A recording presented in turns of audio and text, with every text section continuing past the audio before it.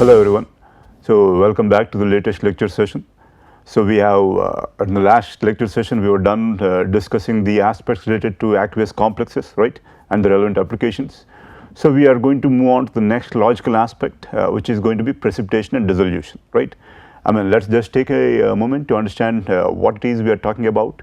So obviously, let's say you have salt and you take a liter of water, a glass of water, and you add some salt. Initially you will see that everything dissolves, right.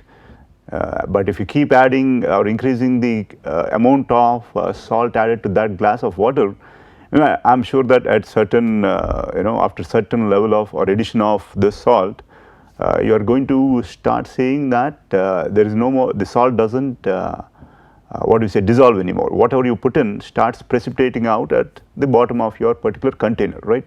So again here what are we looking at? We see that the solution holds the maximum extent of that particular soluble form of those salts possible, and once you reach the threshold, obviously, right, the salt starts precipitating out in the solid form. So here initially when we add the salt, they dissociate, right, and they stay in there, let's say relevant as relevant ions, right, in the solution. But once you keep adding the relevant salt, let's say at a certain threshold, the solution, you can say, that can't take the or hold these cations or anions anymore, and now you are going to see precipitation, let's say, right, or no further dissolution, right. So let's just try to understand what we are going to talk about here again. So two aspects here, precipitation and dissolution, right. So again, what's precipitation about now, right? It is the process of forming a solid compound from a soluble species, right. So again, understand that, I mean, we don't need to mug definitions up, right. This is just for your understanding. So we are talking about, or we are trying to understand precipitation as formation of solid from soluble species. So the example that I gave before isn't directly applicable here, but it helps you understand the system, right. So again, whenever you have a process that leads to formation of solid from soluble species, we call that the we refer to that as precipitation. And obviously dissolution, right, the process, it's the vice versa of your precipitation, right. Let's just get that down here.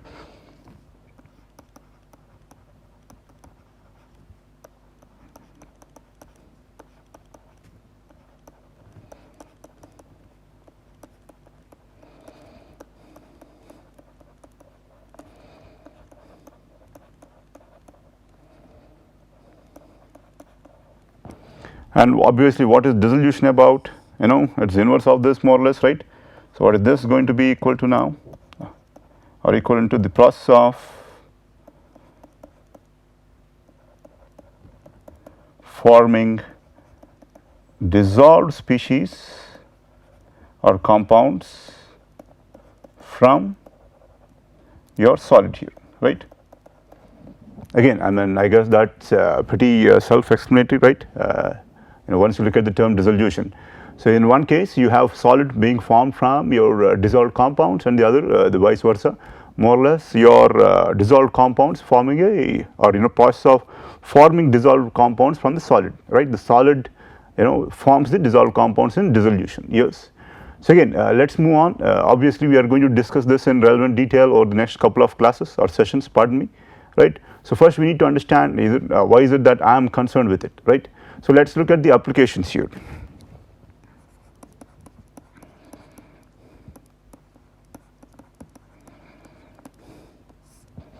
So obviously, right, what are we trying to achieve here by understanding this particular system with respect to precipitation now? First we look at some of the applications with respect to precipitation and then move on to dissolution, right. So again, precipitation, think of, before we go further in this particular aspect, think of what we discussed in the previous sessions, right, complex formation. So let's say when I put in, let's say, a metal, and in the presence of a ligand, which is an electron rich compound, you saw that a complex is formed, right. So to understand how precipitation occurs, let's say, think of this particular complex, let's say, with one central atom or the metal and the relevant number of ligands as a nucleus, let's say. Think of that as a nucleus, or let's say a monomer, let's say. So over time, let's say, as you keep increasing the concentration of the metal and the ligand, let's say, the concentration of the complexes or complex keeps increasing, and you have, let's say, a formation of, what can you say, a kind of a 3D structure with, let's say, if I call this initial complex a nucleus, right, the other complexes are going to be formed, let's say, around it, let's say, right, and it's more or less going to be an arrangement in a 3D structure. So as this keeps going further, right, as this particular 3D, what shall I say that, call that, let's say 3D matrix keeps developing further. So the innermost complexes are now no more exposed to the bulk solution, right. So now what it is that we are trying to say is that when they are no more exposed to or in the bulk solution, what does that mean? They are no more in the dissolved or aqueous phase, they are now in a solid phase, right. So you can try to link the complexation, right, to your precipitation too, right. Initially think of that we have a nucleus wherein that considers where we are calling a nucleus to be one particular complex with one central atom or the metal and the relevant number of ligands. As we keep increasing the number of what do we say, or the concentration of complexes. So think of this is a complex, you have them developing all around that, various other complexes surrounding the nucleus, if you want to call that, right. And as this particular structure gets bigger, or let's say progresses further, the those complexes within the matrix, let's say, are going to be no more in the bulk solution, which was the aqueous phase earlier, right. So now let's say you are going to have or look at the initial stages of your particular precipitation. Yes, again, so again that's your particular understanding or how we are going to link that to the aqueous complexes, right. So here let's say we are talking about obviously applications here of precipitation.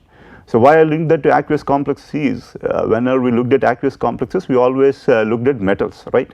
So let's say here in this case if I have, let's say, a metal that's toxic and I want to remove that from the solution, obviously what is it I can try to promote? I can try to promote its precipitation, right. So let's say I have chromium, let's say, in its oxidation state +3, let's say, right, and why would I want to promote +3 rather than +6 form of chromium? Because +3 is more insoluble, right, or less soluble, so it will precipitate out. So I can promote formation of chromium and it will precipitate out as CrOH thrice, right. So again one certain application is obviously the removal of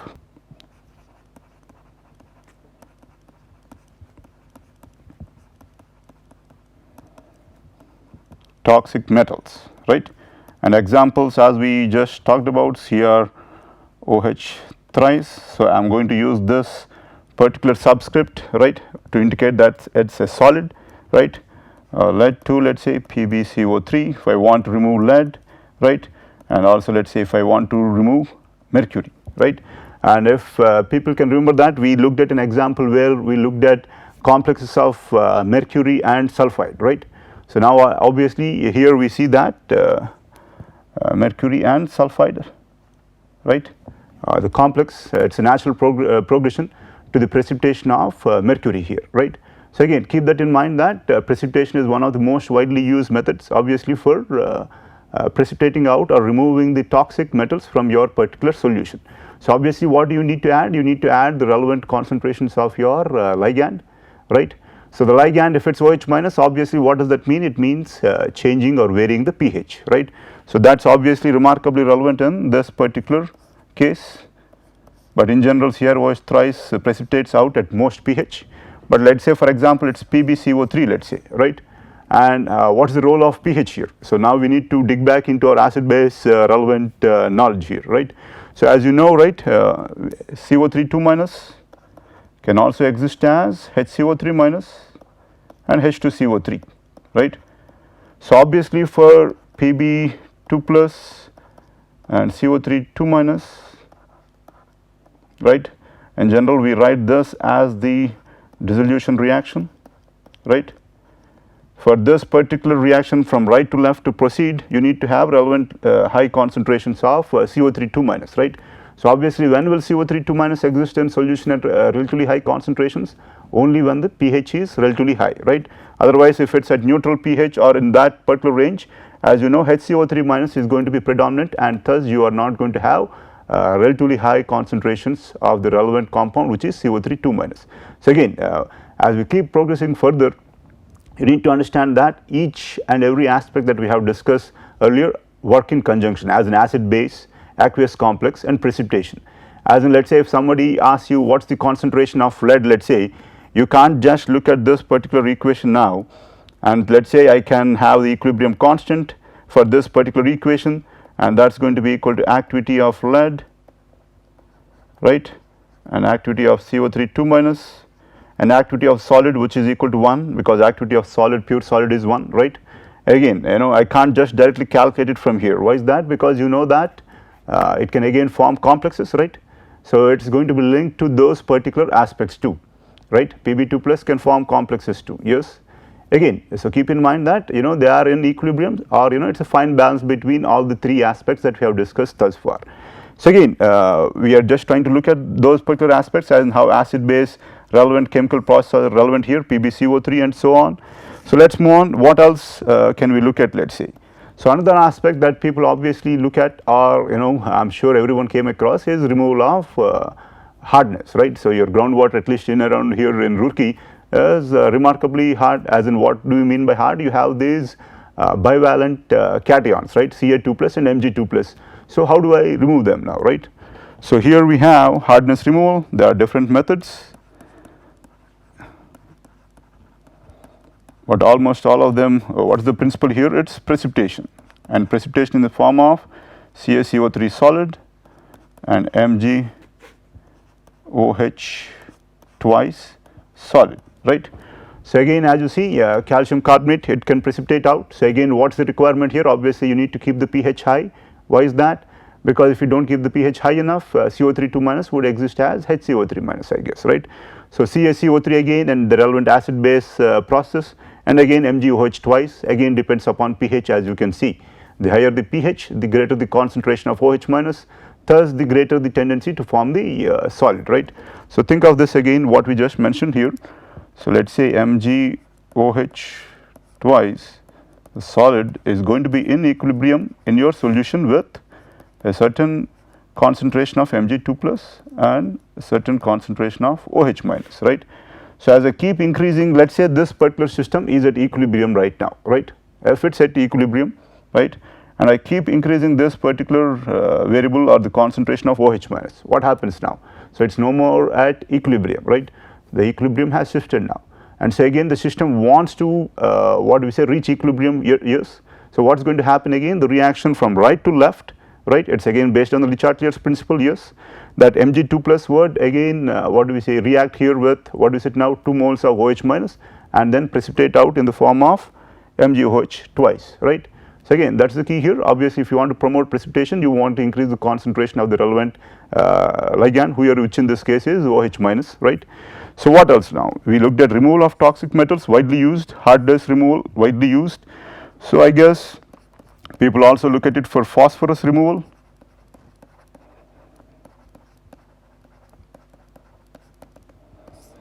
So phosphorus is a nutrient that you want to remove from your particular wastewaters, let's say, before discharging that into surface waters.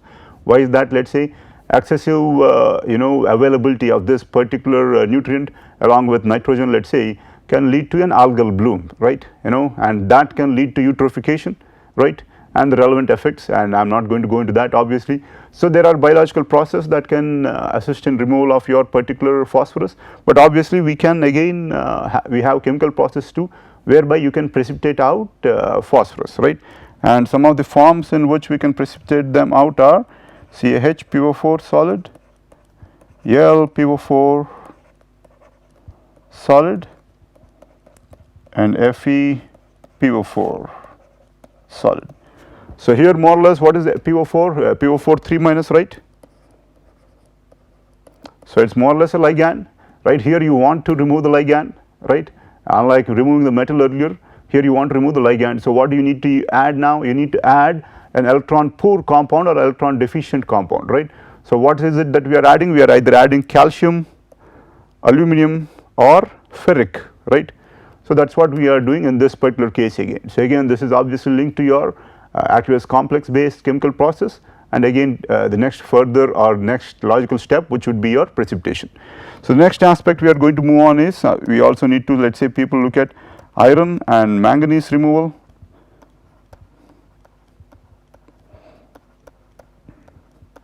Right, and in this case we can remove ferric in the form of FeOH thrice, right, and manganese as MnO2, let us say, right. And this applications of, or the applications of FeOH thrice precipitating out are remarkable.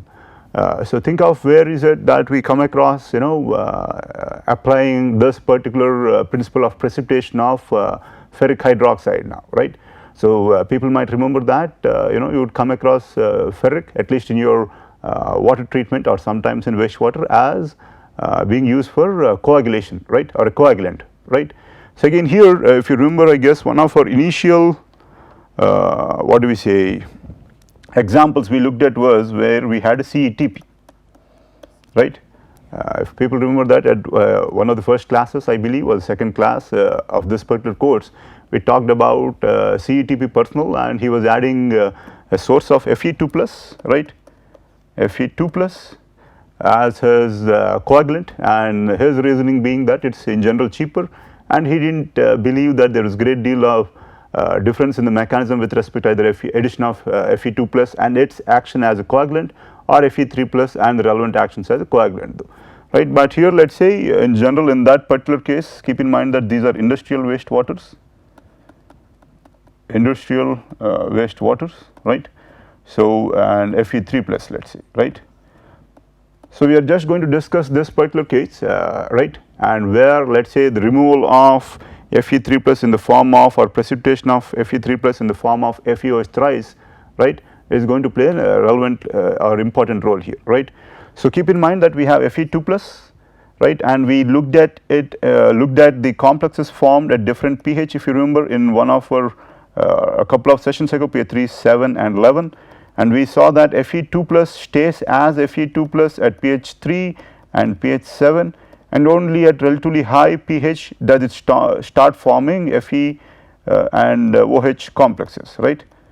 We looked at that particular aspect, yes, but we saw that for Fe3 plus more or less at almost all the pHs it forms the Fe3 plus and OH minus complexes, right. That is something that we understood when we plugged in the relevant values in Vmintech in a couple of sessions ago, right. So here again we are going to try to use the same principle here. Let us say I am going to first demonstrate the formation of, what is it now, a precipitate when we add either Fe2 plus or Fe3 plus, and I believe the case I am going to look at is a pH at let us say 7, okay, and one case is when I add FeSO4 which is source of Fe2 plus at let us say 1.5 millimolar, which is what people generally use in the common effluent treatment plant, right. And also the other one I am going to add let us say a source of ferric, let us say in this case I am just going to take the example of FeCl3, source of ferric Fe3 plus, same concentration of 1.5 millimolar, right. But unlike the previous sessions when we did not consider precipitation as feasible, right, here I am going to consider precipitation as a feasible process. So now let us understand or try to see how the system changes or varies here. So let us say again we are going to look at pH 7. Initially we are going to plug in Fe2 plus at 1.5 millimolar, obviously SO4 2 minus 2 will be at 1.5 millimolar.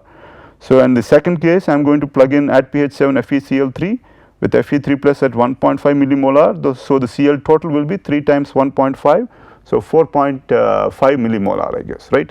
So let us plug in those values and let us look at where we are going to be. So we usually maintain the pH at 7, let us say, right, and I am going to plug in Fe2 plus initially, Fe2 plus, right, and I am going to use units of millimolar, right, and the concentration let us say we just mentioned that it is going to be equal to 1.5, right, and it is 1.5,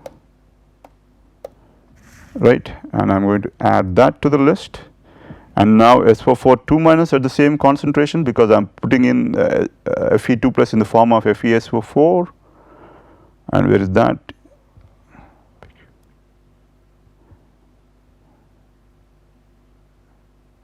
Okay.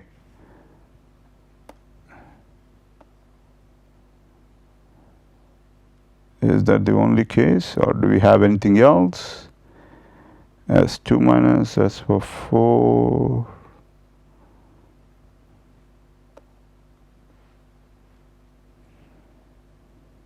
S as SO4, S minus 2 oxidation state, so on, S2, and this is SeO4 2 minus, not SO4 minus 2, so I am going to skip that. Okay, here I have SO4 2 minus, and I am going to add that to my list. I need to view edit my list, right? Okay, and I am going to go back to the main menu, and here though I am going to plug in, put in a few aspects that might not be remarkably apparent here, but what I am going to try to do now with Vimitech is I am going to specify that precipitation is feasible, right? How do I do that? As in, I need to specify possible solid phases. So here Vimitech will give an option to add possible solid phases. So I can add multiple solids, right? But obviously it's going to be time consuming, and I do not know, let's say if at this stage I do not know what Fe2 plus can precipitate out or in what forms it will precipitate out. Obviously Vimitech can help you by limiting, I tick this up here, take this particular option here, or consider this option to those species that can be formed based on the components that have been defined, right. So because I identified Fe2 plus, so here they says it's FeOH twice amorphous and crystalline and melantorite, I guess, right, if I pronounce that right. So in general, initially you will have amorphous formed first, we will discuss that later. So I am just going to say thus the amorphous form of Fe2 plus can precipitate out, and I will add that, and I will go back to the main menu, and now I am going to run Mintech. Okay, obviously again we look at different what do we say species here, which is what we expect. Again, the major aspect is that Fe2 plus is mostly present as Fe2 plus, it is 1.3 into 10 power minus 3. If you remember, we put in I think 1.5 into 10 power minus 3, and keep in mind that Fe2 plus stays as Fe2 plus for what is it like 80% maybe or 90%, God knows, right, 1.3 by 1.5 into 100. So anyway, that is fine I guess. So most of it keep in mind stays as Fe2 plus, and we have relatively little formation of what do we say, the relevant complexes here, right, either in the form of FeOH, FeSO4, OH thrice and so on, right. Keep in mind that the complex formation or the concentration of the complexes is almost negligible. But here I am not looking at complexes, I am trying to look at amount of solid that is going to be formed, let us see. So how can I look at that? Species distribution, will that really help me? Not really, it just says 85% stays as Fe2 plus, right. So that is it, I can't see anything related to precipitation here. So I am going to look at, let us say, equilibrated mass distribution here. So here it gives me an idea about what is the percentage dissolved and what is the percentage that is precipitated out, right. So as you can see here, almost, not almost, the 100% of Fe2 plus is in the soluble form, as in it is either as Fe2 plus which is soluble or the other complexes which are still soluble, right. So keep in mind that at 1.5 millimolar concentration of Fe2 plus, there is no precipitate formed even when we specified that I think a form of FeOH twice, the amorphous form is a possible solid, right. So now let us try that out with the Fe3 plus, let us see. So back to main output menu, input menu, I am going to let us say delete these components, right, and I will still fix the pH at 7. So now I need to put in Fe3 plus, let us see where we have Fe3 plus, okay, we have Fe3 plus here and 1.5 millibolal, right. So what is it that we are trying to do here? So if I have FeCl3, right, FeCl3, and that is my initial recipe concentration, how do I plug it into Vimitech? So I need to plug in Fe total and Cl total, right. So obviously that is going to be equal to Fe3 plus total and Cl total, I guess, 3 times, or just FeCl3 not, but obviously what is Cl total here? It is 3 times FeCl3 not, and that is equal 3 into 1.5, which is 4.5 millimolar. This is nothing but based on your formation equations and then writing up your tableau and so on, right. So Fe total, what is the source? It is the source is the FeCl3.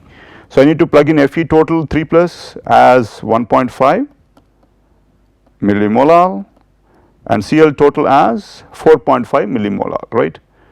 So let us plug in this millimolar concentration is set, right, add to the list, and then Cl. Cl, and I need to plug that in as 4.5, right, and 4.5. Okay, add that to the list, and again I am going to specify relevant possible solid phases.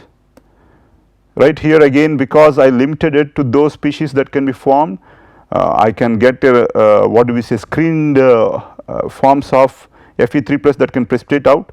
So in general here, as you see, Fe3 plus can precipitate out in different kinds of forms. So we are going to discuss the relevant stages later with respect to precipitation and how they are relevant. But here for now, let's look at ferrihydrite, which is usually the first form that's formed, right? Okay, and back to main menu, and page 7, view edit list, and everything seems fine, and I am going to run Mintech. So again now let's look at what we say species distribution. So most of it is as a complex, most of what now, Fe3 that's in the dissolved form, whatever ferric iron is in the dissolved form is mostly present as a complex, right. So but does that give you the true picture? Not really. Why is that? If you look at the equilibrated mass distribution, you see that Fe3 plus, right, 100% Fe3 plus or almost 100% I guess, right, is precipitated out. Makes sense hopefully.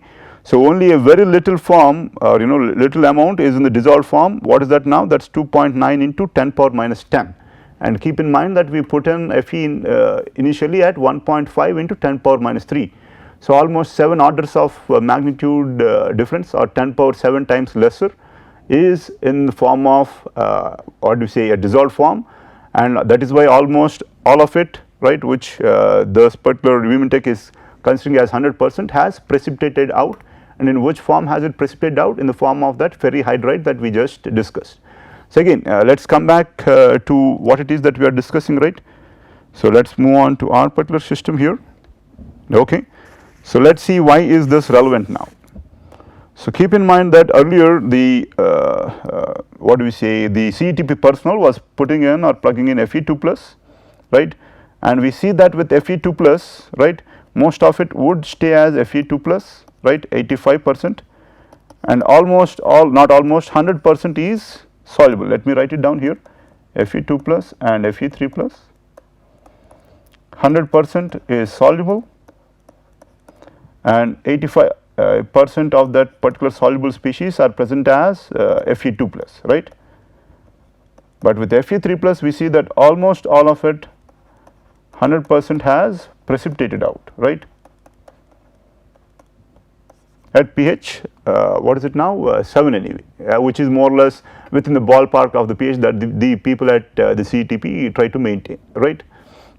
So let's look at why this is relevant now. So in general, how does coagulation occur now? Coagulation, right, there are different mechanisms. The first mechanism is charge neutralization, let's say,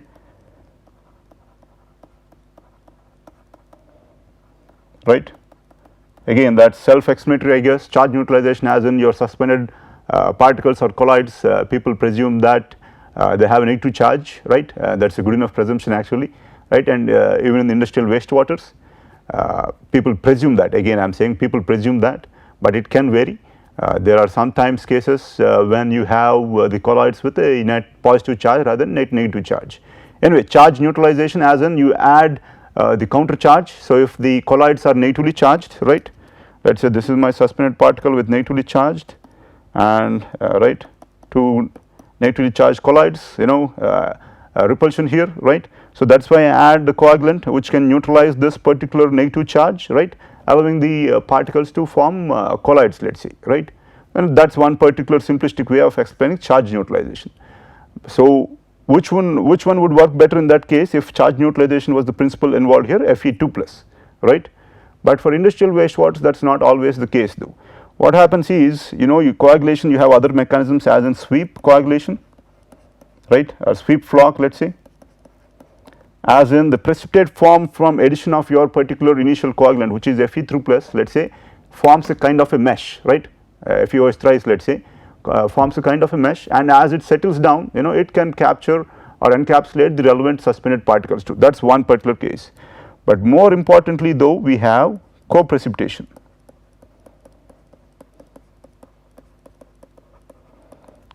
So people mistakenly call this coagulation, but this is not coagulation, right? This is the principle involved, it's co-precipitation. Why are we calling it co-precipitation? As in when you add Fe3 plus, you see that it can precipitate out in the form of FeOH thrice, almost all of it, right? So these particular sites of solid Fe3 plus act as sites for adsorption, right, or for the other suspended particles to be formed or agglomerate on this particular solid. Makes sense hopefully. So they they as in FeOH thrice, the solid that's formed when you add Fe3 plus, source of Fe3 plus to your solution at pH 7, which we just saw is 100% precipitating out, right.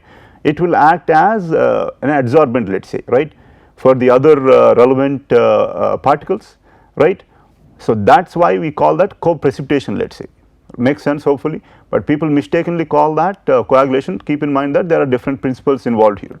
So, but can Fe2 plus play the role of what do we say for sweep flocculation, right, or co-precipitation now? No. Why is that? It can't form precipitate. We see that 100% of it is in the soluble phase, but that is why if the CTP personnel had what do we say put in the source of Fe3 plus rather than Fe2 plus, he could have had sweep flocculation and also co-precipitation, and turns out for industrial wastewaters that he was receiving, it was not charge neutralization that was relatively important, but co-precipitation was the relevant mechanism that was leading to the removal of the relevant particles here or decreasing his particular turbidity, let us say. So, but what was he doing there in that case? He could not differentiate between Fe2 plus and Fe3 plus and the relevant mechanisms involved. So, obviously he did not have, let us say, the relevant background with respect to the complexation or the precipitation. So, he just plugged in Fe2 plus, but that ended up adding to the turbidity, because for his industrial wastewaters charge neutralization looks like was not an important what do we say mechanism for coagulation and the relevant flocculation. Yes, it was sweep flock, formation of the sweep flock, and more importantly co-precipitation. So, obviously for that particular aspect, what do you need to have? You need to have a source of precipitate, and how can you get that? From your Fe3 plus addition, which can form your FeOH thrice solid, right. So, again I guess I am just trying to link why I guess, right, you need to learn the aspects that we are learning to what you would see out there in the field, right. So, anyway I think we are running out of time. So, with that I will end today's session, and we will look at a few more applications in the next what do we say session, and then we are also going to move on to look at kinetics and equilibrium, right. So, kinetics plays an important role here, because solid formation, as maybe you might have observed in nature, is not as fast as you would presume for acid base or complexes now. So, in this particular case of precipitation and dissolution, we are also going to consider the aspects related to kinetics and obviously related to equilibrium too, right. And another aspect we need to consider is that, if you remember for Fe3 plus, you saw that there were different types of solids formed, right. So, precipitation occurs in stages, as in initially one type of solid is formed, then the other type of solid, and then the other type of solid, and so on. I mean mostly only one solid predominates, right. So, that is called a controlling solid, and that determines the concentration of the metal or the ligand in solution. So, we are going to discuss these aspects in the next classes and see why they are relevant again, and I guess with that I am done for today, and thank you.